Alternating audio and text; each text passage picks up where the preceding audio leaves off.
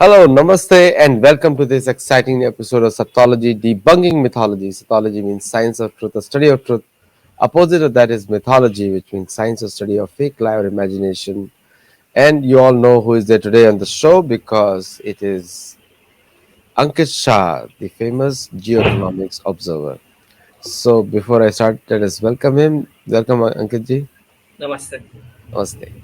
So when we look at the today, I just returned from my educational research tour of Mexico, and it is supposed to be the second richest economy of Latin America, but it's so poor. It looks like 1970s Mumbai. It's like the 25 million people living in abject poverty, and in a city of 35 million, so only 10 million above poverty. So just tell me one thing: the how the your in your observation of geoeconomics, that how does the अब्राहमिज्म और अब्राहमिज्म से गरीबी कैसे इतनी बढ़ गई है हर जगह. So, um, when you look at how Abrahamic societies evolve themselves, तो आपको पता लगेगा कि एक पूरा उनका थियोलॉजी जो है that is based on commandments. तो अगर आप वो कमांडमेंट्स फॉलो कर रहे हैं then only you are a believer, otherwise you are not. अच्छा, और ये कौन तय करेगा कि आप कमांडमेंट्स फॉलो कर रहे हैं to be a believer? So that is the clergy. तो सारे अब्राहमिक रिलीजियंस में आपको ये कॉमन मिलेगा कि the clergies try to tag you as non believer. They try to certify you whether you are eligible, आप लायक भी है कि नहीं बिलीवर होने के लिए या रिलीजन फॉलो करने के लिए. तो ये पूरी जो थियोलॉजी है ये एक विक्टिमहुड से प्रेरित हुई सिस्टम है जहां पे रिसोर्सेस कम होते हैं. वैसी ज्योग्राफी में अब्राहमिज्म का बर्थ हुआ था. I am not talking Mexico, I am talking के कहां पे ओरिजिन हुआ था. तो जब ऐसी ज्योग्राफीज में ये थियोलॉजी डिवाइस होती है तो बट नेचुरल सी चीज है कि आप ग्रुपिज्म और अदरिंग के कॉन्सेप्ट्स में बिलीव करने लगते हैं कि सामने वाले ग्रुप से हमारे वाले ग्रुप को ज्यादा मिलना चाहिए. ये इस प्रकार की थिंकिंग प्रोसेस पूरी एक डेवलप हो जाती है. और क्योंकि फिर ग्रुप को मॉब ऑब्जेक्टिव्स जो है लॉन्ग टर्म उसी के हिसाब से अपना बिहेवियर भी चलाना है, तो you list out some rules और वही रूल्स आगे चल के कमांडमेंट्स में ऐड हुए जाते हैं. तो एक already original list of rules तो होते ही हैं जिन पर ऑलरेडी मिक्स मैच चल रहा है हर जगह सारी अब्राहमिक सोसाइटीज में. उसके ऊपर जो क्लर्जी गैंग है वो और नए रूल्स बनाती है अपने खुद के इंटरप्रिटेशन लगा के, राइट, प्राइमरी बुक का बहाना बना के. तो आप ये सारी ज्योग्राफी में देखेंगे कि जहां पे भी चर्च का डोमिनेंस रहता है वहां पे बिलीवर्स और नॉन बिलीवर्स के बीच ट्रीटमेंट में आप क्लियर फर्क देख पाएंगे. क्योंकि पब्लिक को उस तरह से ओरिएंट किया जाता है कि सामने वाला ग्रुप हमसे इंफीरियर है और वो लायक ही नहीं है कि वो सारे रिसोर्सेज को एंजॉय करें जो हम कर रहे हैं. We are the one God chosen people. ये थियोरी पर अब्राहमिक्स चलते हैं. तो ये जो अदरिंग का आप कॉन्सेप्ट देखते हैं इसमें इसी के चलते सारा वायलेंस मिडिल ईस्ट हो या सारे क्रिश्चियन वर्ल्ड में हमने देखा. तो Sanatan economics is totally opposite, right? Because because it Sanatan धर्म जहां पे जन्म हुआ है, जो जम्मू बेल्ट में बोलता हूं कि इंडस पे दो धर्म और गंगेटिक प्लेन पे दो धर्म. तो this was abundance of resources. ये वो सॉइल थी जहां पे बहुत ज्यादा रिसोर्सेस थे. तो वो विक्टिमहुड वाली मेंटालिटी के हिसाब से नहीं चलता, विच इज वाई चारों धर्म में इंडिविजुअल लिबरेशन को बढ़ावा दिया गया है, ना कि कंजम्पशन और स्पेंडिंग को, राइट? तो प्रिजर्वेशन ऑफ लाइफ साइकिल्स के बेस पे सनातन इकोनॉमिक्स का मॉडल चलता है. अब बाकी सारी ज्योग्राफी, स्पेसिफिकली जो आपने मेक्सिको की बात करी, तो मैक्सिको को एक तो पहले उसके नॉर्थ पे जो बड़ा सा शेर बैठा हुआ है with a heavy defence might, और जैसे जैसे उस शेर का ग्लोबल पुलिसिंग का रोल कम होता जाएगा, तो बहुत ज्यादा पेन होने वाला है सारे नेबर्स को, Canada, Mexico, south American continent के नेशन सभी को। क्योंकि जितने भी कोवर्ट और ओवर्ट ऑपरेशंस होंगे वो नेबरिंग कंट्रीज में अब फोकस्ड हो जाएंगे, क्योंकि जब ग्लोबल पुलिसिंग का आपका रोल श्रिंक होने जा रहा है विद डी डॉलराइजेशन, ठीक है। तो आप देखेंगे कि मैक्सिको की माइंस पे नजर है, फिर कैनेडियन माइंस पे नजर है, ऑस्ट्रेलियन माइंस पे भी नजर है, तो एक अफ्रीकन कॉन्टिनेंट की माइंस पे नजर है। तो मैक्सिको एक ऐसा था जो which is very resource rich, the human population is also very promising अगर उनको डेवलप और ओरिएंट किया जाए, लेकिन चर्च और अब्राहमिज्म का जो एक डोमिनेंस है वो पकड़ में से पॉपुलेशन बाहर नहीं आ पाती है, बिकॉज एक गॉड फियरिंग का जो उन पर इम्पोजिशन है कि आपकी लाइफ ही गॉड फियरिंग होनी चाहिए। मतलब आप ये रूल्स अगर नहीं फॉलो कर रहे हैं, जो क्लर्जी बता रहे हैं, जो भी आप फादर, ये सेकंड फादर, दो दो फादर होते हैं, तो ये जो फादर बता रहे हैं वो अगर रूल्स आप फॉलो नहीं कर रहे हैं, तो based on God fearing life जो रिलीजियंस में है, आप सनातन धर्म में नहीं देखेंगे, because we are karma fearing life people, we are not God fearing life concept. तो पूरा क्लैश है। एक जो अब्राहमिज्म का आदेश फिलॉसफी चलता है, विच इज यही कमांडमेंट्स हैं, यही फॉलो करने हैं, तो ही आपको ग्रुप के सारे बेनिफिट्स मिलेंगे as a subscriber to the group, right? Exclusive subscriber to the group, God sent, God chosen people. सामने सनातन इकोनॉमिक्स का मॉडल है जो बोलता है life preservation, seeking, sharing with everyone, और मिनिमलिज्म लाइफ। क्योंकि लिबरेशन की बात हो रही है तो उसमें मटेरियलिस्टिक एक्यूमुलेशन तो हो ही नहीं सकता है, राइट? तो ये पूरा कॉन्ट्रास्ट है बिटवीन धर्म एंड रिलीजन, जो हर जगह प्ले आउट होता है। और क्योंकि मैक्सिको ऑब्वियसली उसको कोई ओरिएंटेशन नहीं है धर्म के बारे में, तो पूरा एक अब्राहमिक थॉट प्रोसेस के इम्पोजिशन के तहत इकोनॉमी जो है वो बहुत ही पुअर, इसके बावजूद के रिसोर्सेज है फिर भी वो पुअर रहेगी।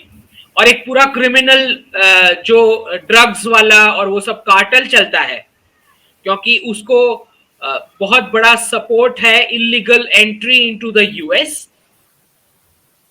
जहां पे चर्च के बहुत सारे रिहैबिलिटेशन और रिकंस्ट्रक्शन और ये सब फैमिली रिलेटेड प्रोजेक्ट्स के कॉन्ट्रैक्ट्स चर्च रिलेटेड इंस्टीट्यूशंस के पास है, तो जिसकी वजह से ज्यादा क्राइम और विक्टिमहुड और भी ज्यादा फैलता है in the southern border. Same thing देखते हैं कि पूरे साउथ अमेरिका में सेम सिचुएशन है, चाहे कोई भी कंट्री हो लैटिन की, सबका सेम सिचुएशन है। ब्राजील भी हो, ब्राजील नंबर 1 इकोनॉमी है वहाँ का, लेकिन गरीबी इतनी ज्यादा है कि इलिटिज्म बहुत ज्यादा है। और आपने बोला गॉड फेयरिंग, गॉड फेयरिंग तो कुछ है नहीं, इधर चर्च फेयरिंग है, क्योंकि चर्च इतना कंट्रोल करता है माइक्रो मैनेज पे कि मैं तो शॉक हो गया था सुन के कि पेरू का गवर्नमेंट जो है कोई इंपॉर्टेंट फाइनेंशियल डिसीजन लेने से पहले स्पेनिश मोनार्क को रिक्वेस्ट भेजती है और स्पेन का किंग उसको अप्रूव करता है, ऐसा मैंने सुना वहां पे।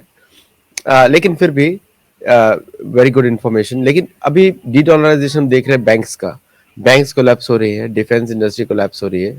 और ट्रम्प का एक स्टेटमेंट आया था अभी 2 दिन पहले, 3 दिन पहले, the biggest problem of America is America, not others. बोला रशिया भी नहीं है, कोई भी नहीं है, अमेरिका मेन प्रॉब्लम है। एंड लोगों को काफी अच्छी लगती हैं बातें, लेकिन ये सब बोलने की बातें हैं, ये सब इम्प्रेस करने की बातें हैं। स्पीच राइटर ने कुछ लिखा होगा, मतलब ऐसा साइंस में कुछ है नहीं। तो इस तरह के स्टेटमेंट से क्या फर्क पड़ता है? लाइक डू यू थिंक कि अमेरिका अपना कोर्स बदलेगा, चाहे अगर कोई दूसरा ट्रम्प वापस आ गए तो, प्रेसिडेंट हो गए तो? आदित्य जी, जहां तक मैं वेस्टर्न डेमोक्रेसीज को देखता हूं, मुझे नहीं लगता कि दीज मतलब आपका एक जो कॉर्पोरेटाइजेशन हो चुका है, it's like America incorporated kind of a thing. तो जहां तक मुझे समझ आता है कि जितने भी ऑफिशियल विजिट्स भी आपके गवर्नेंस ऑफिशियल्स या लीडर्स की होती है, तो एक हम झलक देखते हैं लाइक अ सेल्समैन, कि वो कुछ कंपनी का प्रोडक्ट बेचने आए हो। एक वो वाली फीलिंग आती है जब भी कोई वेस्टर्न लीडर या ऑफिशियल विजिट पे आता है कोई गवर्नेंस का पर्सन। तो वो कहाँ तक अनकॉम्प्रोमाइज्ड रहा है वो बंदा in terms of representation of the American citizens, ये कह पाना बहुत मुश्किल है। और ये जो कंपनीज का पूरा डोमिनेशन है, जो पॉलिसीज बहुत सारी डिफाइन करती है और इन्फ्लुएंस करती है, और उनके अलग अलग टूल्स हैं, जैसे कोई यूनिवर्सिटी में आपने चेयर प्रोफेसर बना दिया, गूगल का चेयर प्रोफेसर, माइक्रोसॉफ्ट का chair professor of finance, of economics, ठीक। और वहां से pre decided pre determined conclusion वाले रिसर्च रिपोर्ट्स चाहते हैं गवर्नमेंट में फॉर मेकिंग द पॉलिसी, और वो भी उन्हीं लोगों के हाथ में जाते हैं जो यही कंपनी से रिटायर होके फिर गवर्नमेंट ऑफिशियल बने होते हैं, और पोस्ट रिटायरमेंट भी वापस some of these companies they are going to join. तो ये पूरा you are very sceptical about कि कहाँ तक ये अब पब्लिक को रिप्रेजेंट भी करते हैं।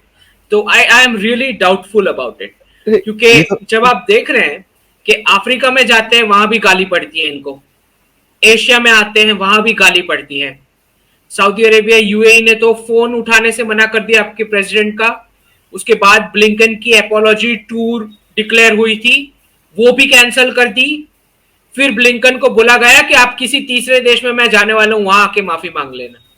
तो ये क्योंकि जब जब आप सेल्समैन की तरह पोज करोगे कोई प्रोडक्ट बेचने के लिए किसी कंपनी का, तो फिर आपका स्टेटस एज अ लीडर, सामने वाला काउंटर पार्ट क्या एसेस करेगा आपके बारे में, if that is the only objective you got, that I am coming here for selling something.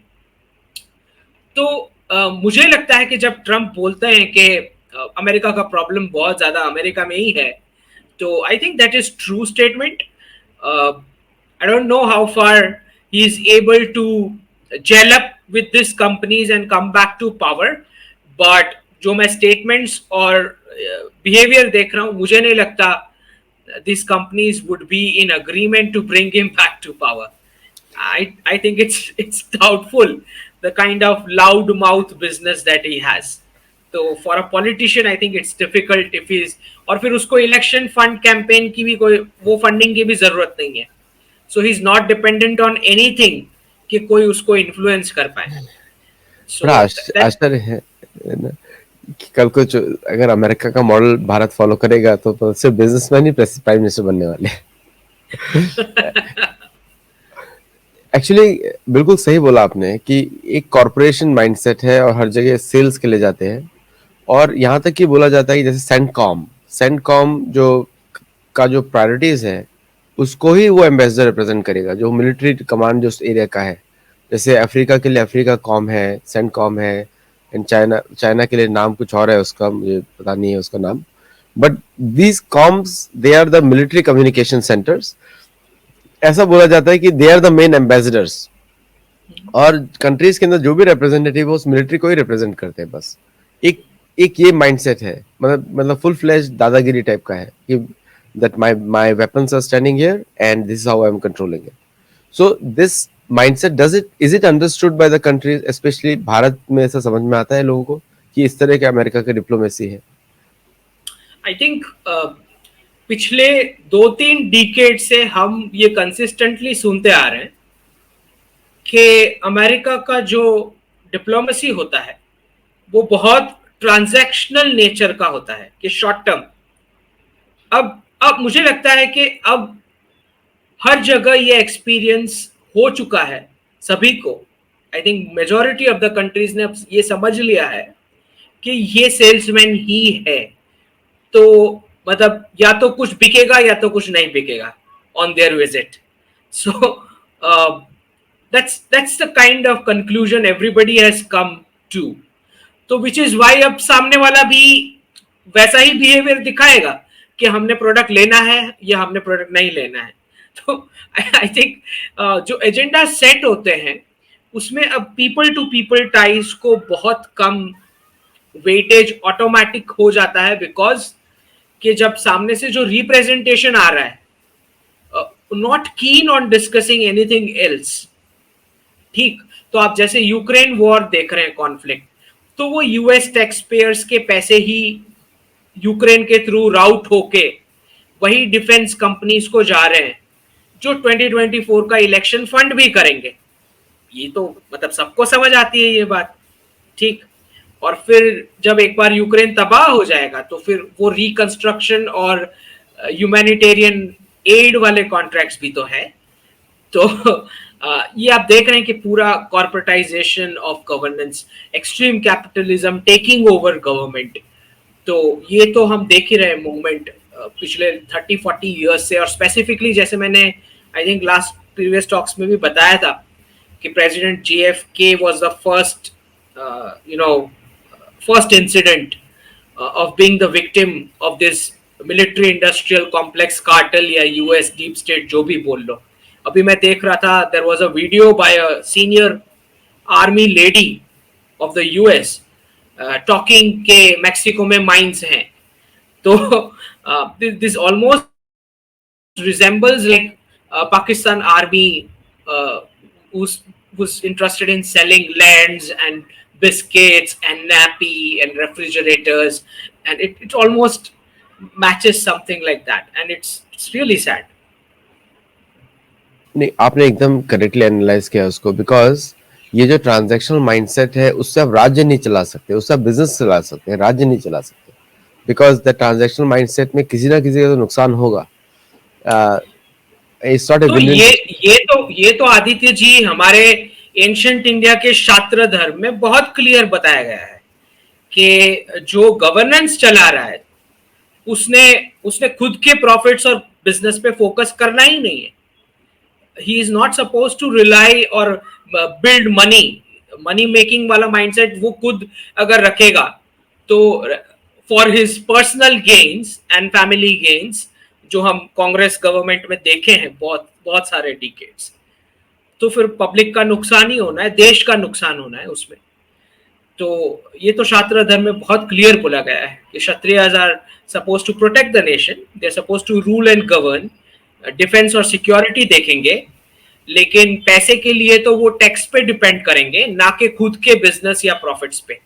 तो अगर हम जॉर्ज डब्ल्यू बुश को देखते हैं कि अगर इराक वॉर के साथ कुछ बेनिफिट ले रहे हैं, I think that is not just conflict of interest but it is treason to the nation.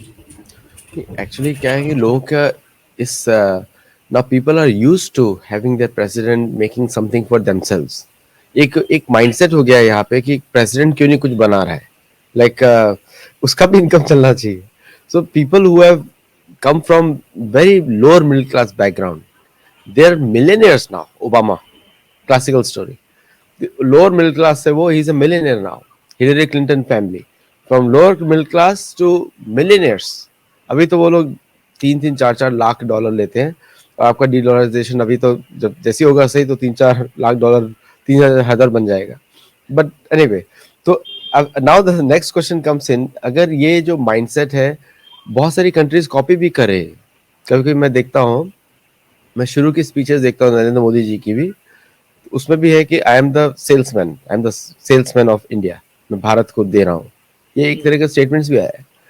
तो ये स्टेटमेंट भी इस तरह की वेस्टर्न माइंडसेट से ही जनरेट हुआ है कहीं ना कहीं से, और उसके पहले वाले लोग तो काम ही बेचते ही रहते थे भारत को। We have all know, at least we have prime minister जो भारत में है, ही इज ऑनेस्ट और एक करप्शन नहीं है अभी भी। So do you think that this kind of mindset will destroy the world because this is selfish and these people ये सिर्फ अपने परिवार के लिए काम कर रहे हैं? So when the Indian Prime Minister is saying that I'm the salesman of India, so he's basically talking how I'm going to sell the potential of India in terms of global economics. So he is not the one the extreme capitalism end that we see in the West. So I don't think he is going in that direction at all, because whatever economic policies that I have seen, if you look at Mudra Yojana, which is direct fund to the small and middle uh, business enterprises. So he is actually supporting with Startup India. He's supporting enterprise. He's trying to bring back the enterprising model back to the society. But I don't think he alone will be able to do, which is why post de-dollarization एक बहुत बड़ा effort लगेगा after the shock that the jobs format is going to get. बहुत ज्यादा effort लगेगा, थोड़ा pen भी होगा, सारी इकोनॉमीज को होगा वर्ल्ड वाइड, लेकिन everybody has to ultimately understand that enterprising is the key for a perpetual successful economy, right? तो एक तो ये डायरेक्शन पूरे वर्ल्ड को लेना पड़ेगा. Now, if you look at how much of the Western influence that we see in the Indian capitalist world, जहां तक मेरा असेसमेंट है कि जितनी भी इंडियन कंपनीज हैं स्पेसिफिकली फैमिली लेड बिजनेसेस वाली, they are lesser influence compare to the ones where the family members are not involved in the promoters group. तो अगर आपको काउंटर करना है एक्सट्रीम कैपिटलिज्म को, then you want businessmen who would put their personal and family esteem at stake when they are doing business, right?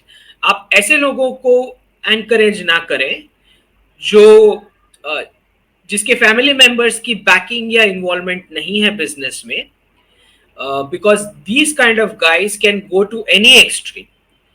वो there is no moral compass.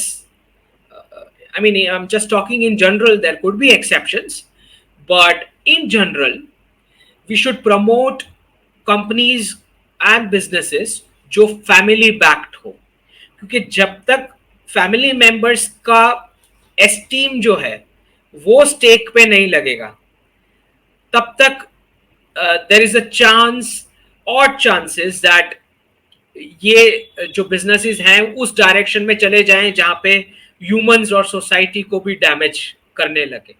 ठीक, तो हमें प्रमोट करने चाहिए Ambanis, Adani's of the world, जिनकी खुद की फैमिली मेंबर्स की रेप्यूटेशन दाव पे लगी हो when they are doing business, because that promises an extent of ethical behavior and giving back to the society in terms of even the corporate social responsibility, which is something which is totally missing in the West. आपको western companies में नहीं दिखाई पड़ेगा.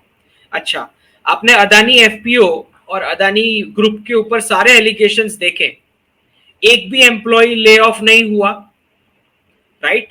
कोई enterprise या bank account seal हुआ हो या कुछ बंद हुआ हो, nothing, business as usual. In fact बहुत सारे डेट्स तो उन्होंने आगे बढ़ के कैश से भर दिए, राइट? सो आप देखेंगे कि एक हमें सनातन इकोनॉमिक्स मॉडल में जब हम पॉलिसी रिकमेंडेशंस जो मैं बहुत सारे बना रहा हूं, तो कॉर्पोरेट ग्रुप के लिए भी हम चाहेंगे कि एक धार्मिक कैप हो प्रॉफिट्स पे, पर वो रेगुलेशंस ड्रिवन ना होके फैमिली यूनिट ड्रिवन हो और पॉलिसी इंसेंटिव्स हो उसके लिए, rather than state collecting compulsory taxes and distributing as socialist freebies.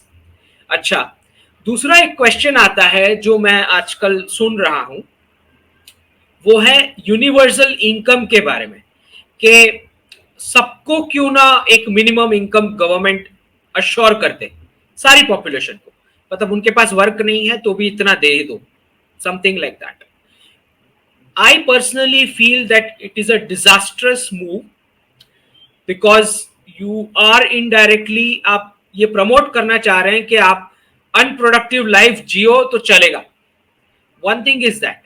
Second thing, कुछ जो वेस्टर्न एक्सट्रीम कैपिटलिस्ट हैं जो ये मान के टेक्नोलॉजी को डेवलप कर रहे हैं कि दे विल रिप्लेस ह्यूमंस वो बहुत सारे आर्टिकल्स और नरेटिव्स को ये सपोर्ट करेंगे यूनिवर्सल बेसिक इनकम के लिए। अब क्यों सपोर्ट करेंगे? क्योंकि उनको एआई को एक्सट्रीम एंड्स पे ले जाना है जहां पे ह्यूमंस की जरूरत ही ना रहे। So for temporary benefit and support, they will say हाँ universal basic income is a very good idea, क्योंकि ये सारे ह्यूमंस अनएम्प्लॉयड हो जाएंगे वंस टेक्नोलॉजी टेक्स ओवर। तो ये एक्सट्रीम कैपिटलिस्ट को बहुत ज्यादा बेनिफिट है कि चलो आपको तो मिल रहा है ना गवर्नमेंट से, so we are okay with what we are doing, which is not okay actually. ठीक है, तो ये जो बैलेंस बनाना हमें चारों factors of production, man, machine, market and money, इसमें हमें देखना है कि मैन फैक्टर ऑफ प्रोडक्शन हमेशा से ऊपर रहेगा बाकी फैक्टर्स ऑफ प्रोडक्शन के मुकाबले। The man factor of production should not be competing with the other factors of production. Other factors of production should be complementing the man factor of production. बाकी factors ने man को support करना है, labour को support करना है for capitalism and profits. बाकी factors of production ने ह्यूमंस के साथ compete नहीं करना है। ठीक, तब जाके हम लाइफ साइकिल्स और सिविलाइजेशन या नेशन स्टेट फॉर्मेट को बचा पाएंगे। I am talking long term, right? तो मैं बहुत सारे इंडेक्सेस भी बना रहा हूँ in the Sanatan economics model, जिससे एटलीस्ट रेकमेंडेटरी कैप तो आप लगा ही सकते हैं on what kind of technology and what extent of technology you are trying to make. ठीक, इसमें एक बड़ा आपने use said a very important thing, वो मेरी एक पुस्तक में मेकिंग स्टेट्स में लिखा हुआ है कि government should never get involve in the business, controlling the business also. अलग से इसकी वो पॉलिसी फ्रेमवर्क्स बनाए और उसमें उस तरह काम करे। अच्छा, आप एक और उससे जो आपने भी आंसर दिया मुझे, उससे एक चीज और से मेरे दिमाग में आती है कि जो कोई भी अडानी अंबानी बन सकता है इस मॉडल में। मतलब आपने Adani Ambani of the world बात किया, लेकिन यहाँ पे कोई भी बन सकता है because is built on the personal reputation of delivery of service and reputation, जो उसको ध्यान रखना है। तो ये भी इंपॉर्टेंट पॉइंट है लोगों को ध्यान रखने के लिए कि ऐसा नहीं है कि सिर्फ एक एग्जाम्पल है वो लोग सक्सेसफुल हो गए, लेकिन आप भी बन सकते हैं अगर चाहे तो। अच्छा, now the second thing comes in is the capital, जो इन्फ्यूजन है, कैपिटल इन्फ्यूजन। भारत एक ऐसा देश रहा है शुरू से जहां पे लोगों ने अपनी पर्सनल वेल्थ को ही बिजनेस में लगा के आगे बढ़ाया है। और ये बाकी जगह तो अमेरिका और वेस्ट में तो लोन्स के थ्रू, और लोन्स भी इजी किसको मिलेंगे जिसका अच्छे कनेक्शंस हो इंटेलिजेंस से, डीप स्टेट से, उसको अच्छी इजी लोन मिल जाते हैं। यहाँ पे तो आज भी ऐसे ही चलता है।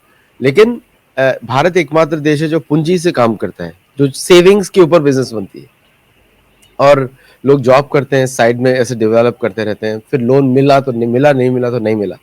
तो debt based economy and Purusharth economy, two different topics completely. उस पर थोड़ा सा लाइट डालिए प्लीज। हाँ, सो वेस्टर्न मॉडल में क्योंकि आपके पास प्रिंटर्स हैं फेडरल रिजर्व और यूरोपियन सेंट्रल बैंक के, डॉलर इज एज आई से 60% रिजर्व करेंसी स्टेटस और यूरो का currency reserve currency status about 20%। तो आप छापते जा रहे हैं नोट्स और बहुत कम इंटरेस्ट रेट पे आप दे सकते थे फॉर दिस मेनी ईयर्स, जिसकी वजह से ये सारा innovation Google, Microsoft, Apple, Fortune 500 में क्यों कोई इंडियन कंपनीज नहीं दिखाई देती, दिस दैट, ये जो सब पूरा नैरेटिव चलता है, क्योंकि आप फ्री में बांट रहे थे पैसे अपने बिजनेसमैन को एंडलेस प्रिंटिंग कर करके। तो पूरा इनोवेशन आपके लिए पॉसिबल था। अच्छा, दूसरा, रिजर्व करेंसी के एक्सप्लॉयटेशन की वजह से बाकी सारी कंट्रीज की करेंसीज को जो इन्फ्लेशन झेलना पड़ता है अमेरिकन लाइफस्टाइल के बिल्स का, जो पास ऑन होता है because of transacting in US dollar and artificial demand for the US dollar, क्योंकि इतनी सारी कंट्रीज को डॉलर ही चाहिए, that is complete artificial demand. उसके सामने किसी भी कंट्री की खुद की करेंसी की वेरी मिनिमल डिमांड, क्योंकि जितने अब जाके जो शुरू हुआ है bilateral trade in national currencies, तो अभी तक तो कोई डिमांड थी ही नहीं। मतलब सो everybody's currencies were depreciated artificially because of the US dollar and the euro। ठीक है, ये दो करेंसी की वजह से। तो आपने देखा कि बिजनेसेस डेवलप नहीं हो पा रहे in Asia and gulf because of this exploitation of the reserve currency status. अच्छा, तो फिर भी एंटरप्राइजिंग चला because that is our civilisational wisdom. और आप देखेंगे कि 1990s एंड 1980s के बहुत सारे जो हमारे वुमेन सेक्शन ऑफ सोसाइटी है, उन्होंने बहुत सारी जो फैमिली की सेविंग्स की, वो बन गया कैपिटल फॉर जो सारे बिजनेसमैन जिनको हम आज देखते हैं कि इतने सक्सेसफुल हैं। तो घर से, अपनी वाइफ से, अपनी मदर की सेविंग्स, अपनी सिस्टर की सेविंग्स में से कैपिटल इकट्ठा करके ये सारे इंडियन बिजनेसमैन ने मेहनत से ये कॉर्पोरेट बिल्ड किए हैं। ठीक, तो जब ये पूरा रिजर्व करेंसी का फॉर्मेट का डिस्क्रिमिनेशन चला जाएगा, जब हम पैक्ड करेंसी वर्ल्ड में चले जाएंगे, तब आप देखेंगे कि बहुत इंटरेस्ट रेट नीचे जाएगा एशिया और गल्फ में। कम इंटरेस्ट रेट पे मिल पाएगी लोन्स, जिससे बहुत ज्यादा इनोवेशन पुश हो पाएगा। और आप देखेंगे कि ऑटोमेटिक धीरे धीरे धीरे सोसाइटी जो है अपने आप को एंटरप्राइजिंग के फॉर्मेट में डालना शुरू कर देगी, क्योंकि जब आपको लोन्स मिलने लगते हैं कम रेट ऑफ इंटरेस्ट पे, तो आप कुछ ना कुछ ट्रायल एंड एरर करना चाहेंगे फॉर सेटिंग अप एंटरप्रेन्योरशिप। और जुगाड़ तो हमारा है ही सिस्टम इंडिया का। जुगाड़ का दूसरा अर्थ होता है इनोवेशन, वो इसी को इनोवेशन बोलते हैं अमेरिका में। जस्ट बिकॉज इंग्लिश में इनोवेशन शब्द है, लोग इनोवेशन बोलते रहते हैं, बट एक्चुअली जुगाड़ ही है वो। थोड़ा improvement, some change, colour change कर दिया, इनोवेशन हो गया। आपने एक ट्वीट डाला था यूएई दिरहम्स के ऊपर कि UAE dirhams is a common currency जो इंडिया भी यूज कर रहा है। डू यू थिंक कि India UAE dirham will become more powerful than Indian rupee उस चक्कर में? देखिए, हमें यह समझना है कि पेग्ड करेंसी का जो फॉर्मूला बनेगा वो that is going to be pegged on multiple commodities, उसमें खाली गोल्ड नहीं होगा। सो यू विल सी के क्रूड ऑयल, गैस, ये सब कमोडिटीज भी उस बास्केट में होंगे for the pegging of the currency formula. तो instead of saying that we are going to compare INR with the UAE dirham, I would like to see कि ये format पहले बनता क्या है और क्या वेटेज दिया जाता है, क्योंकि इसका डिस्कशन ब्रिक्स की अगस्त समिट में होना है, जहां पे सारे ब्रिक्स प्लस नेशंस, दो नए मेंबर्स जो बहुत सारे एप्लीकेंट्स हैं, उसमें से एटलीस्ट मैं एक्टिव पार्टिसिपेशन एक्सपेक्ट करता हूं ईरान और सऊदी अरेबिया का। तो हम देखेंगे कि जब वो फॉर्मूला फिक्स हो जाएगा, उसके बाद ही आप कुछ करेंसी के एक्सचेंज रेट्स के बारे में कुछ बता पाएंगे, क्योंकि पैगिंग में कितनी कितनी कमोडिटीज है। अब कोई कंट्री हो सकता है जिसका व्हीट का प्रोडक्शन ज्यादा है, कोई कंट्री हो सकता है जिसका राइस का प्रोडक्शन ज्यादा है। somebody is good with manufacturing, say Chinese, somebody who's good with crude oil and gas, so Russia, UAE, Iran, Saudi Arabia. तो ये क्या फॉर्मूला बनता है उसके ऊपर रेट पता लगेगा। अच्छा, और ये जो अपडेट आया था कि इंडियन बैंक्स को इंस्ट्रक्शंस दी गई हैं कि आप रशियंस को जो पेमेंट करेंगे वो आप यूएई दिरहम में करें, तो इसका एक बहुत ही अच्छा कोऑपरेशन का मीनिंग बनता है यहाँ पे, क्योंकि रशिया जो भी परचेस करेगा इंडिया से, तो रशिया रुपीज में परचेस करेगा। रशिया जो बेच रहा है इंडिया को, उसके बदले उसको यूएई के दिरहम मिलेंगे। रशिया जो परचेस करेगा चाइना से, वो उसकी पेमेंट दिरहम में करेगा चाइना को, और चाइना जो क्रूड ऑयल यूएई से परचेस करेगा वो दिरहम से फिर खरीद सकता है। तो एक पूरा कोऑपरेशन चारों कंट्रीज का बन रहा है इधर। तो ये एक इनडायरेक्ट कोऑपरेशन सेट किया गया। अमेरिकन तो इतनी कॉम्प्लेक्सिटी झेल नहीं पाएंगे because they are used to very simple black and white world. Unipolar world है। हाँ, यूरोपियन। अच्छा, लोगों को जितने भी हमारे व्यूज हैं और जो भी हमारे पुराने डिप्लोमैट्स हैं, ये बिजनेस एक्सपर्ट्स हैं, इन सबको अपना ओरिएंटेशन थोड़ा चेंज करने की जरूरत है। आप उस माइंडसेट में से निकल जाएं कि जो यूनिपोलर वर्ल्ड और 18th सेंचुरी कॉलोनियल फॉर्मेट था, जहां पे ग्रुपिज्म हुआ करती थी। तो अगर हम ब्रिक्स में करेंसी के साथ पार्टिसिपेशन करने वाले हैं, तो उसका मतलब ये नहीं है कि हम रशिया और चाइना के साथ कोई अलायंस बना रहे। ऐसा कुछ भी नहीं होने जा रहा।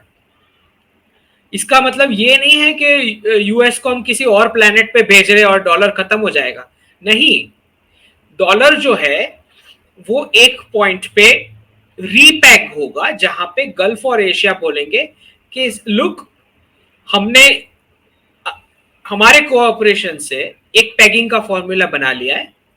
Now if you want to buy something from us, either west जो है अपनी करेंसीज को पैग करे, या तो हमको गोल्ड दे as payment for whatever you want to bye.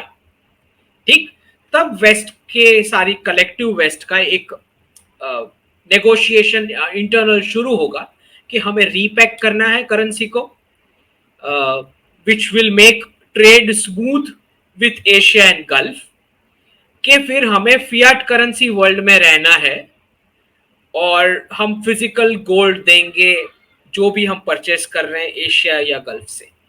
तो एक पॉइंट पे ये टसल शुरू होने वाला है, जहां पे आईएमएफ, वर्ल्ड बैंक और वर्ल्ड ट्रेड ऑर्गेनाइजेशन की पिछली जितनी भी अग्रीमेंट्स थी उसमें भी कुछ रिविजन्स हो सकते हैं। तो we are moving in that direction.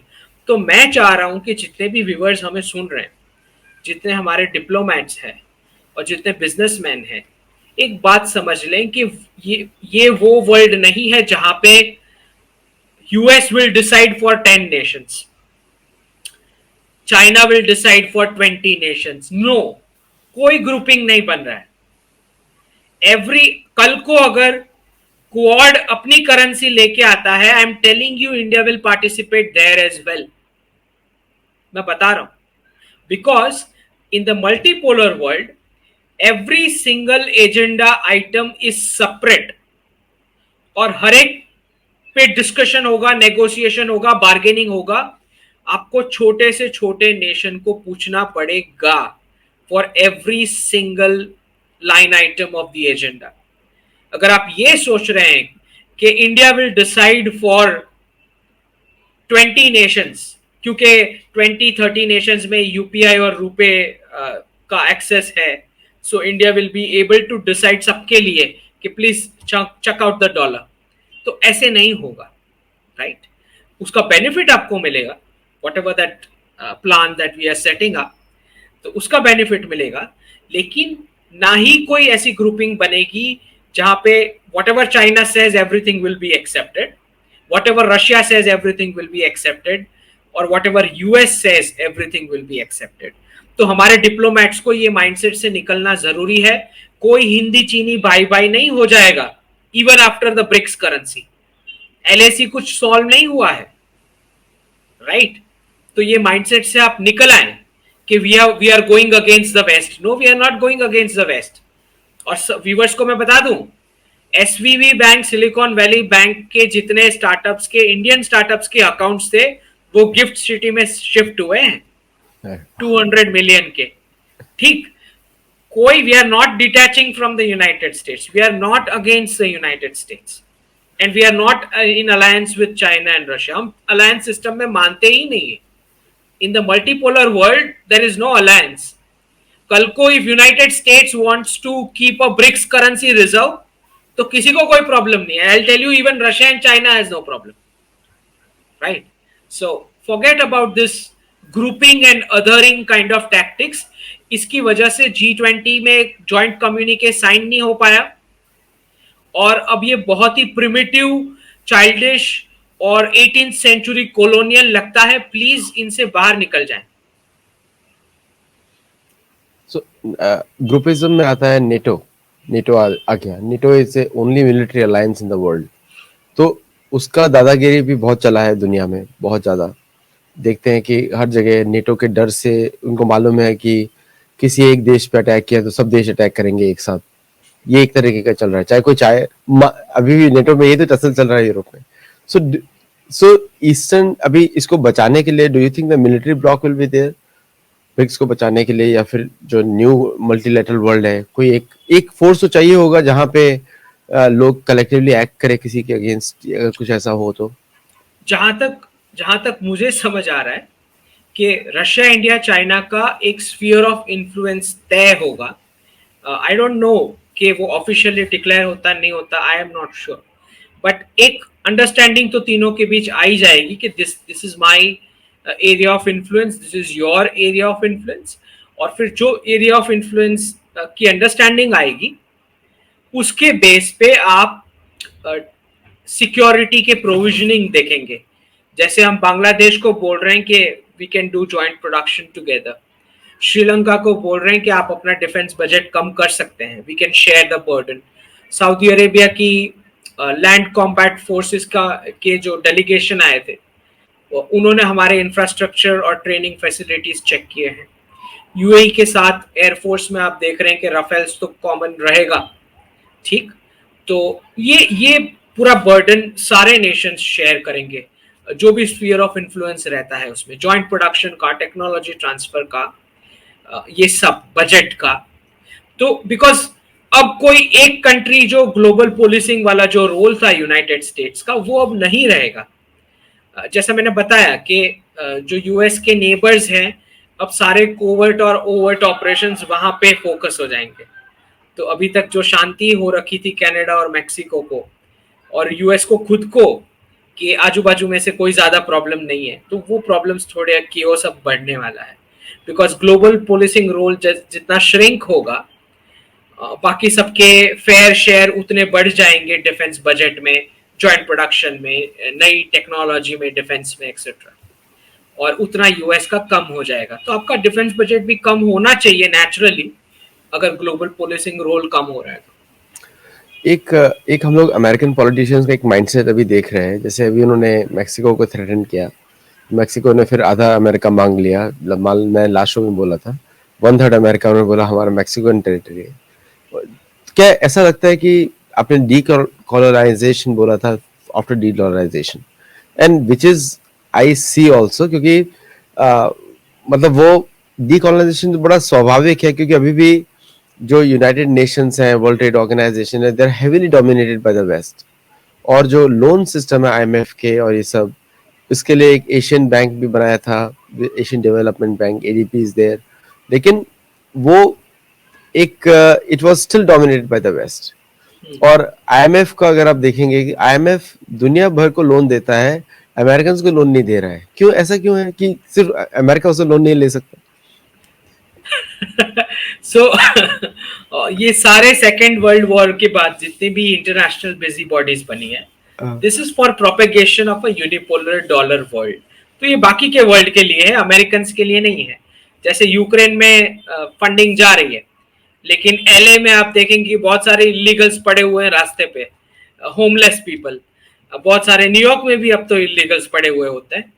तो ये आप देखेंगे कि जो सारी इंटरनेशनल बिजी बॉडीज हैं, उनका एक ही रोल था, which is propagation of the US dollar and imposition. तो जितने भी आईएमएफ से अगर बेल आउट, जैसे अभी पाकिस्तान का डिस्कशन चल रहा है for new loans, restructuring etcetera, तो ये सारे सिंपल फाइनेंशियल कंडीशंस वाले लोन्स नहीं होते। इसमें बहुत सारे जियोपॉलिटिकल प्रॉक्सी जॉब्स वेस्ट के कंप्लीट करने पड़ते हैं, टास्क लिस्ट, तब जाके आपको ये लोन्स की रिलीफ मिलती है विद दिस इंटरनेशनल बॉडीज। ये पूरा एक पॉलिटिक्स का बहुत ही भद्दा सा साइकिल चलता है यूजिंग दिस इंटरनेशनल बॉडीज। तो वेस्ट ने इनका यूज किया है for imposition of US dollar. किसी को भी बेल आउट कर दो, किसी को भी सैंक्शन कर दो, किसी के भी रिजर्व्स फ्रीज कर दो, ये सारी हरकतें। और फिर सिर्फ इतना नहीं, डिप्लोमेसी के लिए इन्होंने इतनी चीप टैक्टिक्स अडॉप्ट करी, जहां पे इन्होंने फाइनेंशियल और पॉलिटिकल क्रिमिनल्स पूरी दुनिया से इकट्ठे किए वेस्ट में। नवाज शरीफ बोल लो, खोमेनी बोल लो, नीरव मोदी बोल दो, माल्या बोल दो, तो इन सबको ये बार्गेनिंग चिप के तौर पे इस्तेमाल करते हैं फॉर डिप्लोमेसी, जो बहुत ही मतलब बहुत ही प्रिमिटिव और चीप मेंटालिटी है कि हमने आपके क्रिमिनल्स इकट्ठा किए हैं, अब हम इनका यूज करेंगे, उसके सामने हमको अब ये बेनिफिट दो, एक्सेट्रा एक्सेट्रा। ये सब चलता है बिहाइंड द कर्टन। तो बहुत ही खराब एक माइंडसेट है जिसको ये पूरा हैंगओवर है. This is the hangover of the colonial power which Britain had. ये अभी उतरा नहीं है नशा. उतना नहीं है. यूके, कनाडा, यूएस तीनों का बहुत एग्जांपल्स है जहाँ पे इन्होंने क्रिमिनल्स को रखा है. जैसे डेविड हेडली भी यूएस में बचा है, जिंदा है वो, जिसने पूरा रैकेट किया था 26/11 के लिए, वो अभी भी है. यूके में और कनाडा में तो बहुत सारे खालिस्तानी ग्रुप्स भी हैं. तो देखने वाली बात है कि क्रिमिनल्स को इकट्ठा करके फिर वेस्टर्न इंडेक्सेस बाहर निकलते हैं कि तुम्हारी फाइनेंशियल सिस्टम इतनी खराब है कि ये क्रिमिनल्स ने बैड डेट कर लिया तुम्हारे बैंक्स का, लोन्स का है. फिर रैंकिंग निकालते हैं कि यू आर नॉट इंक्लूसिव. ये देखो ये कम्युनिटी इधर आके पड़ी हुई है. ये पूरा बहुत ही भद्दा सा डिप्लोमेसी चलाते हैं. अब I think it's an end with the dedollarisation process. अब इनको कोई सीरियसली लेता नहीं है. इनफैक्ट ये सब it's going to come to an end जहां पे अब western leaders have also realised कि अब ये नहीं चलता है. और मैंने क्लियर इसका चेंज भी देखा है. वन पॉजिटिव चेंज, क्योंकि लोग मुझे पूछते हैं अक्सर कि कुछ तो पॉजिटिव होगा वेस्ट में, आप तो बैश ही किए जा रहे हैं. तो मैं बताता हूँ क्या पॉजिटिव. एक पॉजिटिव चेंज जो मैंने नोटिस किया विच इज कि यूएस स्टेट डिपार्टमेंट में जब से जॉन किर्बी ने ज्वाइन किया है तो बहुत सारे ये जो फेक नरेटिव्स के नखरे और जो स्टेटमेंट्स इशू होते हैं वो बंद हो चुके हैं. जॉन किर्बी से पहले बाकी के जो थे स्पोक्स वुमन थी ज्यादा तो, और वो कुछ भी बोल के निकल लेते थे. कोई भी कंट्री के ऊपर कोई भी कमेंट करके इसका ह्यूमन राइट्स ये वो, डेमोक्रेसी नहीं है, दिस दैट, राइट्स नहीं है, माइनॉरिटी को प्रॉब्लम है, ऐसा कुछ भी कमेंट करके निकल लेते थे. तो मुझे लगता है कि अब US State Department, White House, 10 Downing Street, इन सबको अब उनकी रियल पोजीशन थोड़ी थोड़ी समझ में आने लग गई है. और उनको पता लग रहा है कि हर जगह से गाली पड़ रही है अब उनको, और उनके रिपोर्ट्स को कोई सीरियसली नहीं लेता क्योंकि सबको पता है आपने खुद बनाए. जब आपने छापे ही खुद है, पहले आप क्रिमिनल्स इकट्ठा करते हो फिर बोलते हो कि ये कंट्री का क्रिमिनल देखो, country could not control this guy, फिर वो रिपोर्ट्स आप बनाते हो. तो ये सबको पता लगता है कि what is going on. In this digital age कोई बात छुपी तो है नहीं. लोग रखते हैं अपने आप खुद सोशल मीडिया पे, खुद को किसी को भी पता लग जाएगा कि नीरव मोदी को इकट्ठा किया हुआ है वहां पे, विजय माल्या को वहां पे रखा हुआ है, using them as bargaining chip. तो कोर्ट में केस फटाफट से नहीं चलते, एक्स्ट्रेडिशन का डिसीजन ले लिया जाता है फिर भी नहीं, अभी तक नहीं हो पा रहा है, प्रोसेसिंग में चल रहा है. तो ये सबको पता लग रहा है कि बहुत ही घटिया पॉलिटिक्स है. एक लास्ट क्वेश्चन आता है इधर. अगर देखें कि ये जो इंटरनेशनल ग्रुपिंग्स हैं, जो आपने बिल्कुल सही बोला कि किस तरह डॉलर को प्रिजर्व करने के लिए बनी है. एक जो इसमें प्रश्न आता है वो है कि अगर डी डॉलराइजेशन जो है, जो प्रोसेस इन वे है, अभी इन द प्रोसेस नाउ है, and you are the first one, US को बता दो, you are one of the first to predict even before Americans ने तो अभी प्रेडिक्ट करना शुरू किया है. Ankit has been speaking about it from 3-4 years now. Americans तो अभी 3-6 महीने पहले से आया है, शायद आपका वीडियोस देख देख के आया होगा. So the Canadian researchers, Vancouver based, जो एक चैनल मैंने आपको भी फॉरवर्ड किया था, उसमें काफी प्रोमिनेंट लोगों के इंटरव्यूज आए हैं जो बड़ा सेंसिबल बात करते हैं. और वो इकोनॉमिस्ट कहीं भी दिखते नहीं है. भारत के भी इकोनॉमिस्ट सारे जो है करंट रिपोर्ट्स को ही फॉलो करके उसी को एनालाइज करते हैं, लेकिन कोई ऐसा नहीं बोलता कि ट्रेंड क्या है, trend which you have done. तो एक क्वेश्चन आता है कि डी डॉलराइजेशन के बाद जो इंडिया के जो आर्म्स इंपोर्ट्स हैं वो किस तरह इफेक्ट होंगे. तो मुझे लगता है कि ये सारी कंपनीज जो है, बहुत सारी डिफेंस टेक कंपनीज, क्योंकि वो उनका फ्यूचर देखेगी, उनके प्रॉफिट्स देखेगी, तो ये सारे ऑपरेशंस ग्रेजुअली इंडिया में शिफ्ट होने वाले हैं. राइट. तो ये जितनी भी है, लॉकहीड मार्टिन है, बोइंग है, एयरबस है, इन्होंने ऑलरेडी रिक्रूटमेंट्स भी शुरू कर दी हैं. आप देखेंगे डिफेंस में तो और भी बहुत, जनरल इलेक्ट्रिक है, जनरल एटॉमिक है, इवन फ्रांस की कंपनीज. सो धीरे धीरे I believe that India is going to become the hub of defence, जहां पे not just maintenance and spares maintenance spares पे जो कंट्री मेंटेनेंस और स्पेयर्स करती है, that's a very critical country, specifically अगर वो डिफेंस का कर रही है। अच्छा, दूसरा ट्रांसफर ऑफ टेक्नोलॉजी का जो पिटिशन ऑलरेडी जनरल इलेक्टेड ने डाला है about the Indian technology to India, इसके कंपटीशन में यूके के भी कंटेंडर्स हैं for same transfer of technology for engines.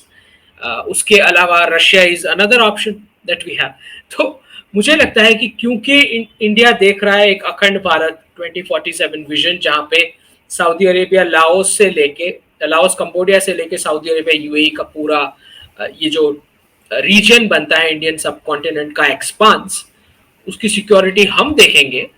तो जैसे मैंने बताया कि सारी कंट्रीज के साथ कोलैबोरेशन होंगे, बजट बांटा जाएगा, because there is no more US coming in the region with a global policing kind of a role. So US might come for exercises, might come for navigation, but ये security provide करने के लिए मुझे नहीं लगता after the end of this decade the Americans are looking for that kind of a role in the Indian Ocean. तो ये पूरा फिर सारी कंट्रीज को खुद डेवलप करना पड़ेगा, जैसे जापान भी अब शुरू हो गया है खुद का डिफेंस के लिए। Australia has also started for its own defence. तो which was what President Trump was already speaking in his term कि क्यों ना एलाइज खुद अपना बोझ झेलें डिफेंस एक्सपेंसेस का, क्यों सारा यूएस पे डाला जाए। So probably he was not aware कि उसी से डोमिनेशन चल भी रहा था। तो in the de-dollarized world there is no domination of a single country. तो जब आप इंडिपेंडेंस ले रहे हो तो रिस्पॉन्सिबिलिटी भी आप ही का है, सीधी सी बात है। So each of these countries will have to develop their own technologies, which is very great for the future. दुनिया ने बहुत सीरियसली ले लिया है ट्रम्प के वर्ड्स को। तो so India was never under a US security umbrella. In fact, they invested in Pakistan, right? सारे गलत इन्वेस्टमेंट्स हुए। नॉर्थ कोरिया में इन्वेस्ट किया था, पाकिस्तान में इन्वेस्ट किया था, अफगानिस्तान में इन्वेस्ट किया 20 साल तक। That's a very calculated two bucket theory, right? कि उनको एक कंट्री को सैंक्शन करना है, एक कंट्री को आर्म्स और डॉलर्स देने हैं। That is how the US dollar keeps going. तो ये एक क्वेश्चन मुझे आता है कि क्योंकि बहुत सारे एक्सपर्ट्स लिखते हैं कि डी डॉलराइजेशन इसलिए हुआ क्योंकि रशिया को सैंक्शन कर दिया, फ्रोज कर दिए एसेट्स। ये इनको ये नहीं पता कि सैंक्शन करना ही पड़ता है, एक बकेट को सैंक्शन करना पड़ता है, दूसरे बकेट को डॉलर्स और आर्म्स देने पड़ते हैं। That keeps the dollar going. ये उनको नहीं पता है। नॉर्थ कोरिया का पूरा कॉन्फ्लिक्ट अमेरिका की वजह से है। लोगों को समझ में आना चाहिए कि 1950 का अगर वॉर देखें ठीक से तो पता लगेगा कि they were trying to do what Vietnam has become now. They did not want another. They need conflict zones. Conflict नहीं होगा तो weapons कैसे बिकेंगे? Weapons नहीं बिकेंगे। और अभी तो फार्मास्यूटिकल का भी साथ भी ऐसे ही हो रहा है कि डिजीज क्रिएट करो, डिजीज का सॉल्यूशन बेचो। Create the demand and then sell the product. हाँ, वो तो mRNA वैक्सीन के बारे में तो यूनिवर्सली रिकॉग्नाइज्ड है कि it affects the human body completely and the mind also. तो ये जिस डायरेक्शन में जा रहा है, the kind of extreme capitalism which is going on in the West, I'm telling you, the West will become more communist than China or Russia. लग रहा है, बिल्कुल लग रहा है। बिकॉज और एआई का जो फ्यूचर है, मतलब एआई के बारे में लास्ट टाइम मैंने बोला था आपके शो में, इसी शो में, कि एआई से human will become a bigger slave, क्योंकि वो एथिकल बाउंड्रीज क्रॉस कर गया, then you are ruled by the machine. तो ये सारा जो मूवीज दिखता है नेटफ्लिक्स पे और हर जगह, ये सारा मतलब everything is becoming true now day by day, everything. इसीलिए अभी जो ये नैरेटिव चल रहा है यूनिवर्सल बेसिक इनकम का, जो बहुत ही टेम्पटिंग लगेगा अनएम्प्लॉयड अनएडुकेटेड पॉपुलेशन को, और कैपिटलिस्ट भी इसको सपोर्ट करेंगे। इनको ये नहीं पता कि जब एक बड़ी पॉपुलेशन एआई की वजह से या टेक्नोलॉजी के डोमिनेशन की वजह से आउट ऑफ जॉब हो जाएगी, तो वो पूरा बर्डन स्टेट पे आएगा। तो आपको लगता है ये कैपिटलिस्ट आपको जिंदा छोड़ेंगे to contribute your survival for being unproductive? The state can collect taxes from them, and then pass on to you for your whatever that basic income, survival, unproductive survival. मुझे नहीं लगता ये कैपिटलिस्ट आपको जिंदा छोड़ेंगे so that you can claim this freebies.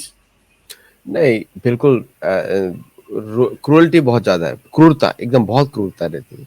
We can see in America किस तरह act होता है। इट्स लाइक आपकी स्टेट लगता है तो आपको पूरा जड़ से खत्म कर देता है पूरी तरह स्टेट। अमेरिका में आज भी ऐसा होता है, लोगों को बड़ा ग्रीन लगता है America, because the grass looks green on the other side, तो इसलिए ऐसा लगता है लोगों को। बट टुडे तो हैपेंस आल्सो। आई थिंक जिनको भी ग्रीन लगता है उनको मिड 2024 तक कुछ नहीं, कोई कलर नहीं दिखेगा.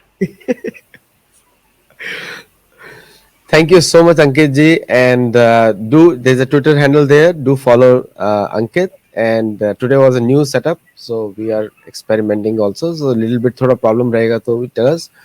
25th August is our Lit Fest in San Diego. Do join that. It's going to be big.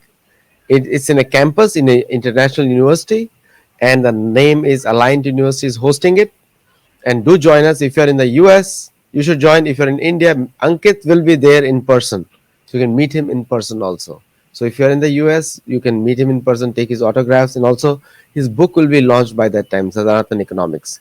And you'll meet many authors, many authors, American as well as Indian. Namaste and thank Thanks.